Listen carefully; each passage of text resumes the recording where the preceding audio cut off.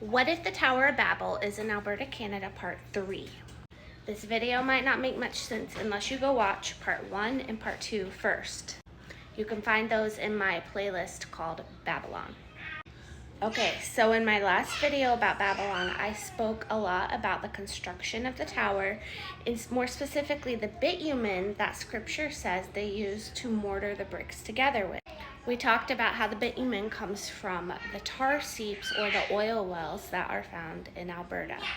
In this video, I'm going to talk a little more about the bricks themselves. I was just reading up on it and I found it interesting, and so wanted to share. Also, shout out to my friend Seer of the Times. Go follow her on this app if you're not already. She helped clue me in on this a little bit. She always knows what's up, so thank you, Pam.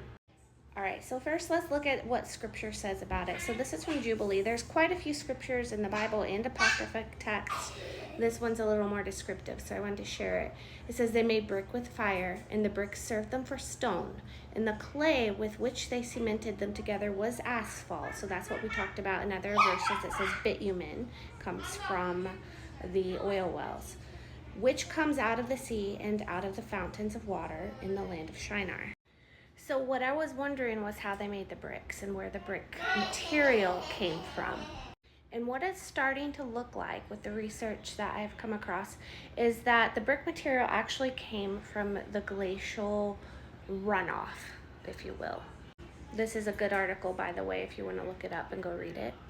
And I'm just going to paraphrase here, but the glacial lakes and the glaciers in this area create a system where every year they drop huge amounts of sediment, and it drops it at the end of a valley typically, which forms a dam for a lake to sit behind, and that's kind of what helps create these glacial lakes.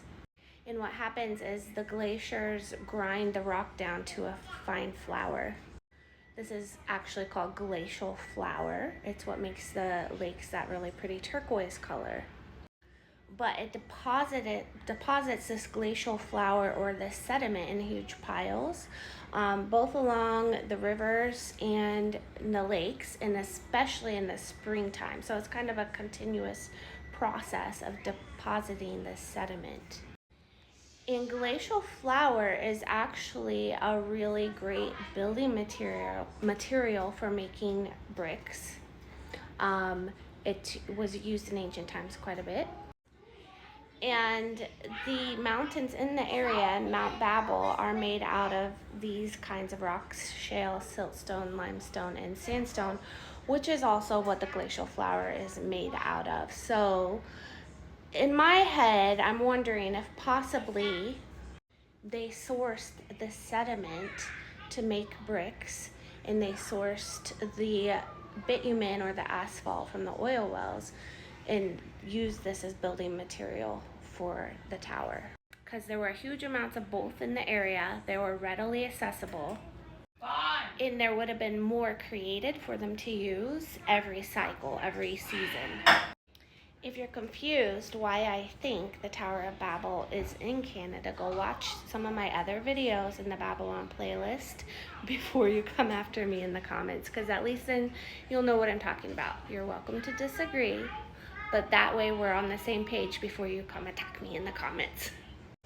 But for real, there's something about these Babylon videos that make the algorithm on the internet go crazy. So either you guys are really interested in this topic or the internets are for some reason. Anyway, I just found it interesting. Just another fun little tidbit to add to our repertoire of following the scripture to find the true biblical locations.